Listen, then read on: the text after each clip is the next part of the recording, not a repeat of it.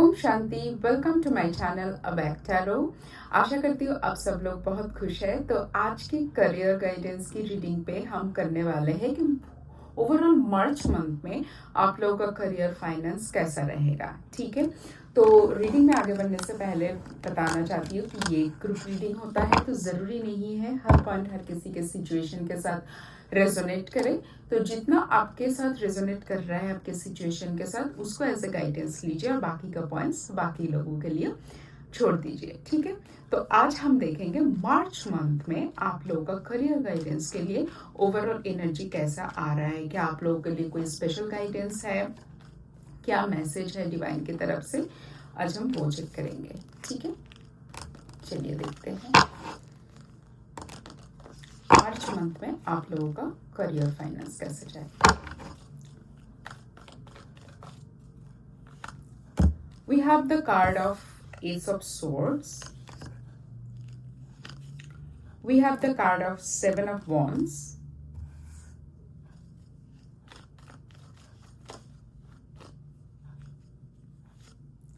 We have the card of Seven of Swords.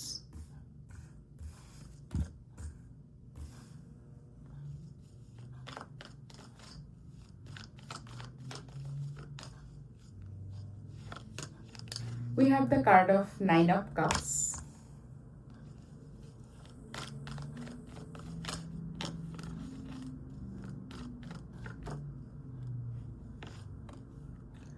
We have the card of Page of Swords.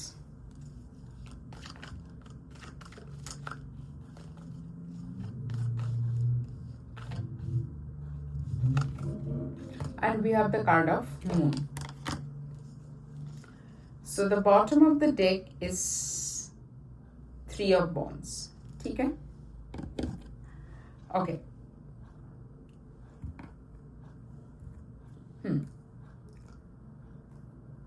मुझे आप लोगों के career के लिए सबसे पहले तो मुझे ऐसा लग रहा है कि कोई अगर काफी टाइम से कोई एक बाहर जाने की अपॉर्चुनिटी के लिए वेट कर रहे थे, कहीं पर स्टडी परमिट मिलना, वर्क परमिट मिलना, या बाहर जाके जॉब करने का, बिजनेस, पीआर, वीज़ा, कोई भी मुझे ओवरसीज एनर्जी दिख रहा है। और मुझे ऐसा लग रहा है कि आप लोगों के पास नया अपॉर्चुनिटी आएगा। और मुझे इस टाइम पे ऐसा लग रहा है कि जो लोग ज़्यादातर इंटरनेट, कम्युनिकेशन, मीडिया ऐसे जॉब में है, या तो मार्केटिंग, ऐसे जॉब में जो लोग हैं, मुझे ऐसा लग रहा है कि उनको ना इस टाइम पे नया अपॉर्चुनिटी आते हुए दिखेंगे। नया मतलब प्रमोशन, या तो जॉब की रोल्स एंड रिस्पॉन्सिबिलिटी में चेंज आते हुए दिखेंगे। अब क्या होता है जब रोल्स एंड रिस्पॉन्सिबिलिटी में चेंज आता है, किसी का अगर हायर डिजिग्नेशन में होता है, कुछ भी होता है, सोचिए अब अगर हायर क्लास में प्रमोट हो, तो उसमें क्या होता है, आपका मेहनत भी तो ज्यादा चाहिए होता है, उसमें आपको एफर्ट भी ज्यादा डालना पड़ेगा। तो मुझे ऐसा लग रहा है कि मार्च मंथ में ना आपके पास भर भर के काम आने वाले हैं, बहुत ज्यादा। अब ये हो सकता है आप जो प्रोफाइल में हो उसी में ही आ रहा है, हो सकता है आपको नया कोई अपॉर्चुनिटी मिल रहा है उसमें आ रहा है, हो सकता है आपका कोई डेजिग्नेशन चेंज हो रहा है, डिपार्टमेंट चेंज हो रहा है, उसमें आ सकता है। ठीक है, एंड दूसरी बात मुझे ये लग रहा है, अगर तो सोचिए आपके पास कोई नया ऑफर आ रहा है, या तो आपके पास कोई ऐसा डिपार्टमेंट चेंज हो रहा है, कुछ भी हो रहा है, ऐसा कुछ हो रहा है।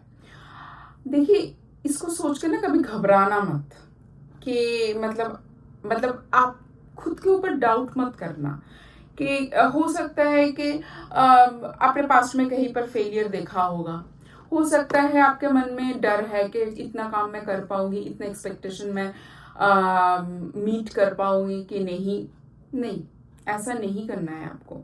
अगर तो आपके पास आ रहा है नया अपॉर्चुनिटी, नया पोजीशन, कुछ भी नया न्यू आ रहा है ना, हो सकता है आप कोई अच्छे यूनिवर्सिटी में एडमिशन बारे में सोच रहे हैं, कोई एक ऐसा यूनिवर्सिटी हो सकता है आपको लगा था कि वो शायद आपका ड्रीम कॉलेज था, ड्रीम यूनिवर्सिटी था, कोई ड्रीम कंपनी था, बट आपको लग रहा था कि इसका इंटरव्यू या इसका एडमिशन टेस्ट इतना कठिन होता है, शायद आप क्रैक नहीं कर पाओगे, बट वो क्रैक हो सकता है।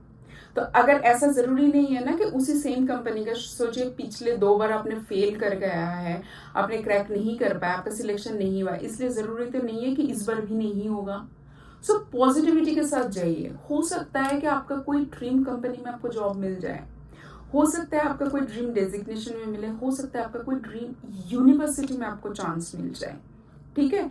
तो इसलिए ना फुल एनर्जी के साथ जाइए, बट इस टाइम पे एक चीज का बस यही ख्याल रखना कि जब सोचिए आप इंटरव्यू के लिए जा रहे हैं या कहीं पर भी ऐसे जा रहे हैं, है ना, उसमें बस ये चेक करना कि आप जो अप्रोच वहां पर यूज कर रहे हो, आप जैसे कम्युनिकेट कर रहे हो इंटरव्यूअर के साथ, क्योंकि क्या होता है ना, देखिए इंटरव्यूअर जो रहता है, मतलब ये मेरा पर्सनल एक्सपीरियंस से मैं बता रही हूँ, और अब मुझे लगता है आप लोगों में से बहुत सारे लोग इसको रेजोनेट भी कर पाओगे अपने साथ।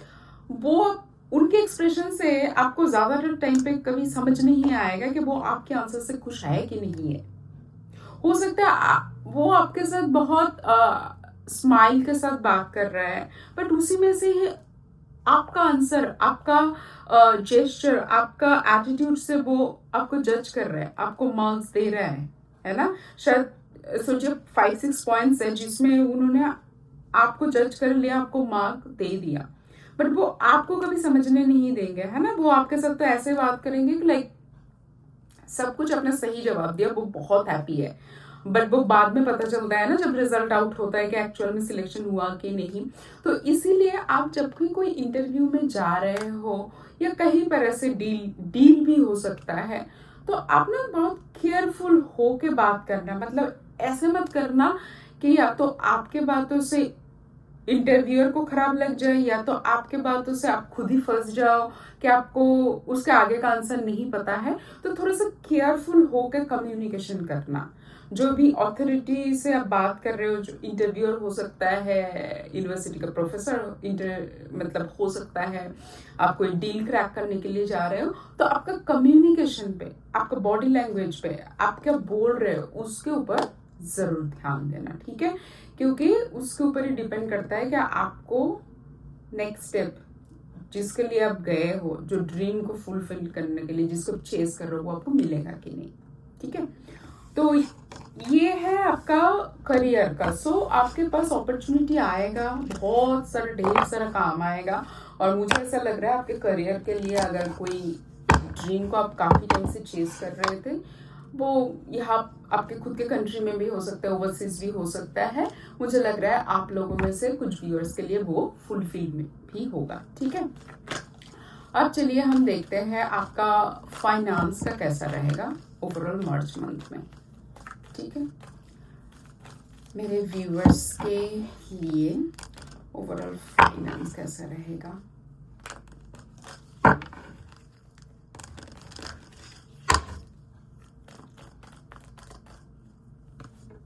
So we have the card of 5 of Cups.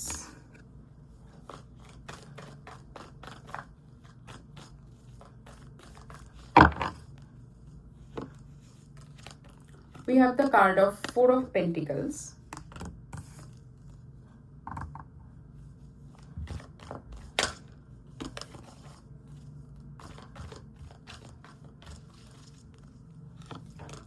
We have the card of King of Swords.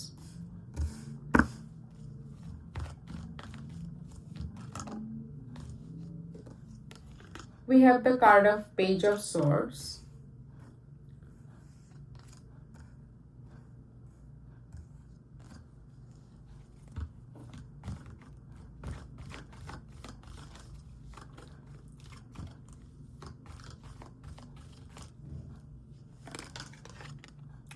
We have the card of 8 of Cups.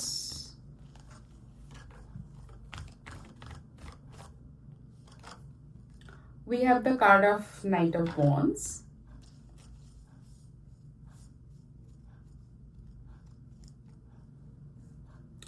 And the bottom of the deck is Wheel of Fortune.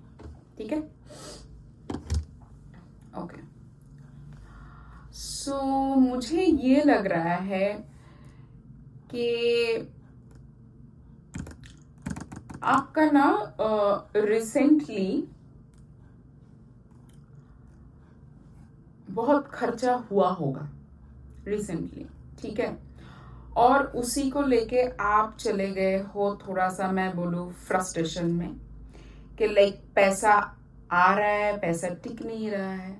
अब जब किसी को ऐसा वाला feelings आता है तो वो नेक्स्ट स्टेप क्या करेगा?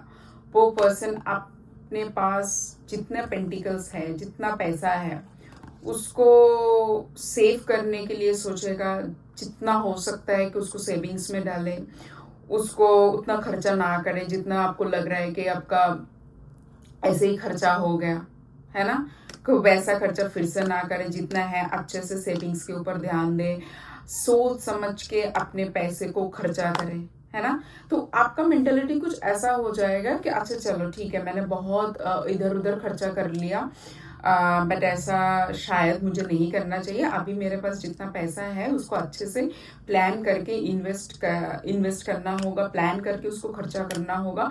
आपके दिमाग में ऐसा घूमता रहेगा, ठीक है।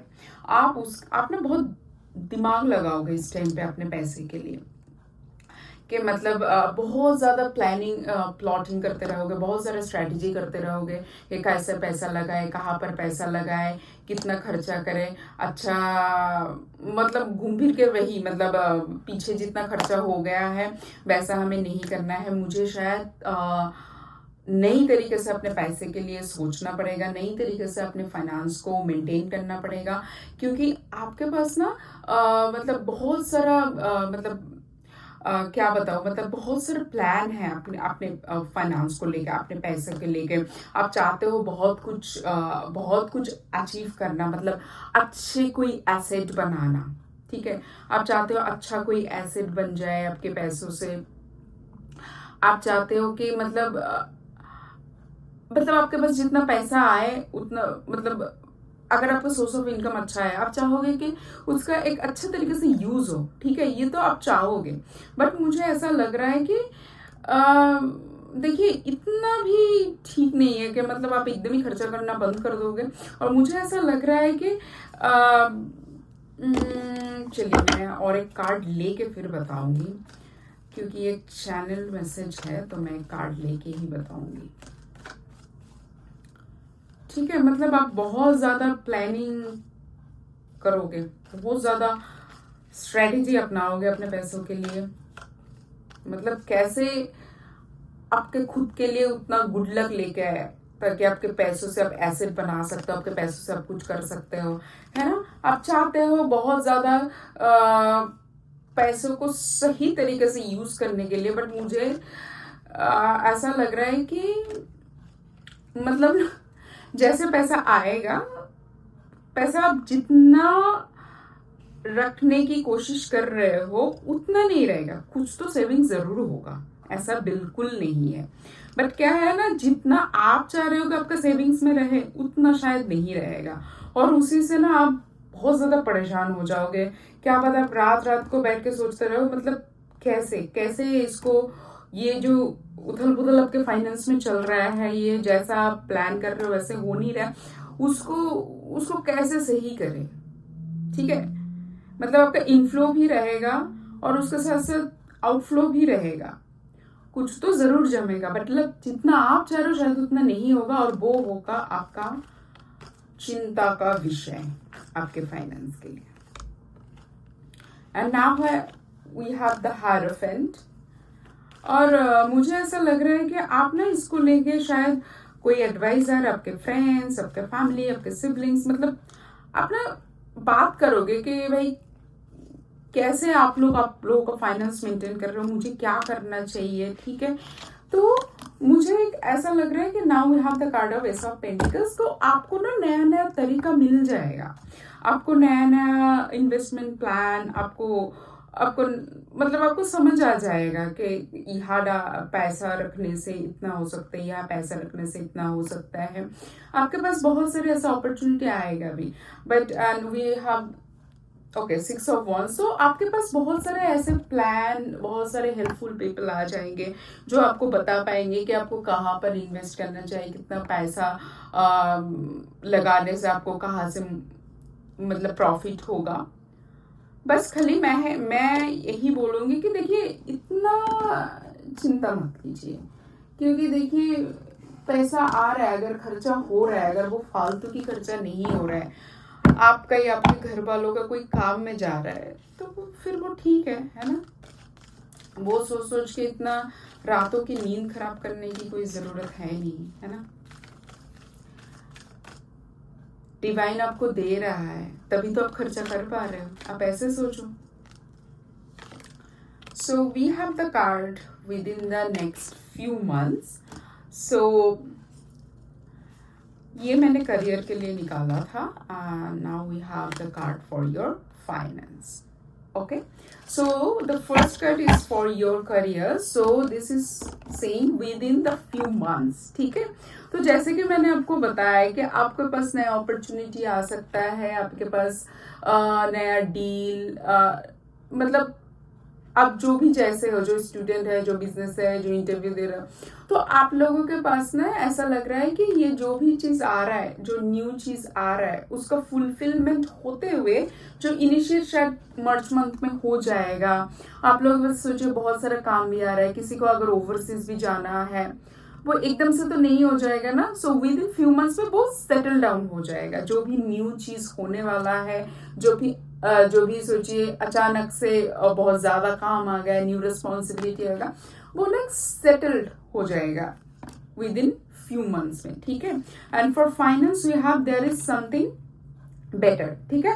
तो बस वही देखिए, डिवाइन भी आपको यही बोलना चाहते हैं कि इतना चिंता करने की जरूरत है नहीं है। वो आपके लिए अच्छा कुछ प्लान डिवाइन ने सोच के रखा है, आपके पास है, आप तभी तो खर्चा कर पा रहे हो, है ना। और अगर वो अच्छे काम के लिए जा रहा है तो मुझे नहीं लगता है कि चिंता इतना करना चाहिए। So something is better there, okay. और मैं एक कार्ड यहां से लूंगी, एक ओवरऑल आपके लिए क्या गाइडेंस है आपके करियर फाइनेंस के लिए। So we have the card of needle and thread, a sincere wish will be granted, ठीक है।